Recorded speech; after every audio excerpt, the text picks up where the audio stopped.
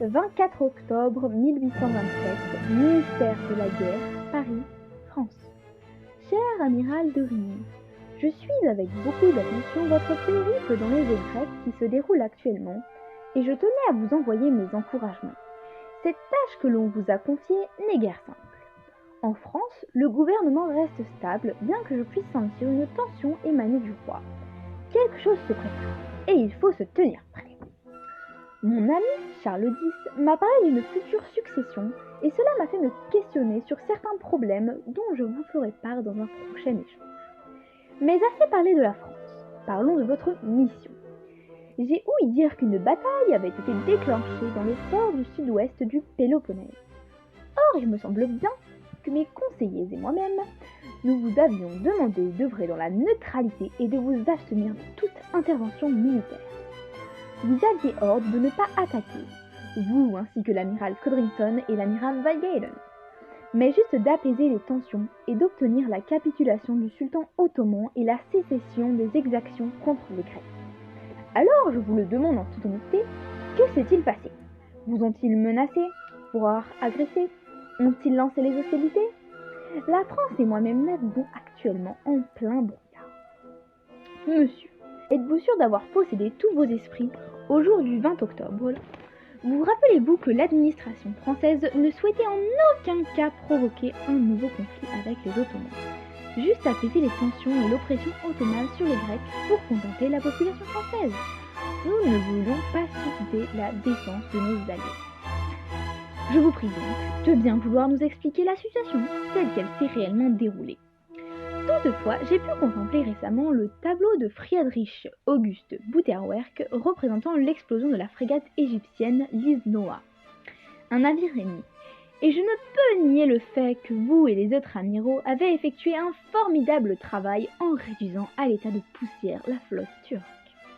Ainsi, nos soi-disant alliés ont pu se mesurer à notre force et à notre supériorité. Ils n'oseront plus nous défier. J'avoue même que le spectacle de ces Égyptiens s'asseyant et s'agitant sur ce qui reste de leur frégate suscite en moi une certaine jubilation, qui s'y frotte, s'y pique et finit par mourir. Malgré tout, ma conscience de chef militaire m'empêche de vous féliciter. L'obéissance est un pilier, que dis-je, le socle de toute manœuvre militaire, et la désobéissance en est l'ennemi. J'espère à l'avenir ne pas avoir à vous compter parmi les antagonistes de la domination ottomane. Cela serait fort regrettable pour vous. Bien à vous, Monsieur Gaspard de Clermont-Tonnerre, ministre de la Guerre française. 29 octobre 1827, baie de Navarin, Pylos, en Grèce. Monsieur le ministre Gaspard de Clermont-Tonnerre, vos encouragements ont été très bien accueillis parmi mes hommes, car la récente bataille qui a éclaté dans la baie de Navarin a fait sensiblement baisser le moral des troupes. Pour être parfaitement sincère, l'ordre d'attaquer vient de l'amiral anglais Codrington.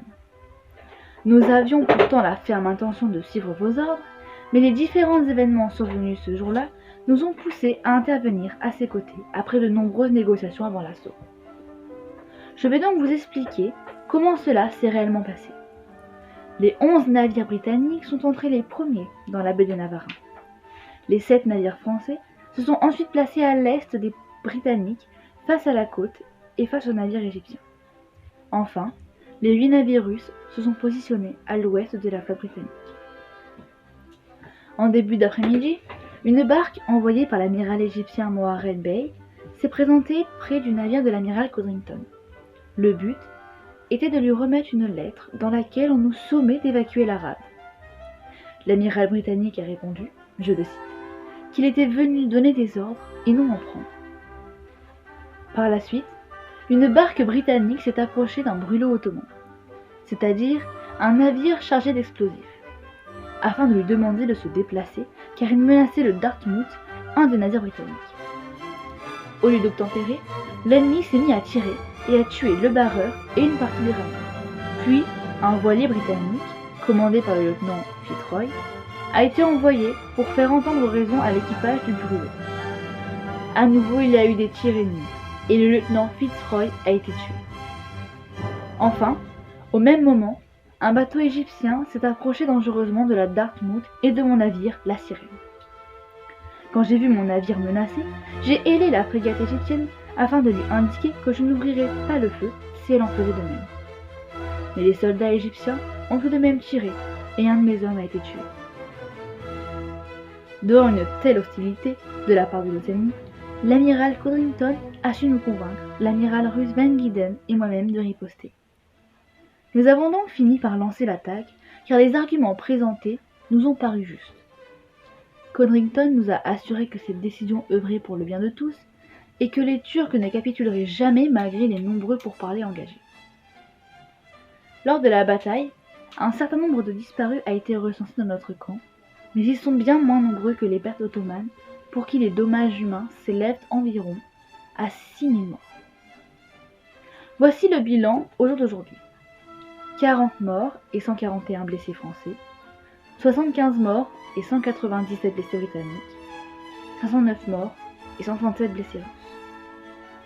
J'espère que mon rapport vous aura permis de mieux comprendre pourquoi nous avons été contraints d'engager les combats. Je suis tout de même conscient que j'aurais dû m'en tenir aux ordres.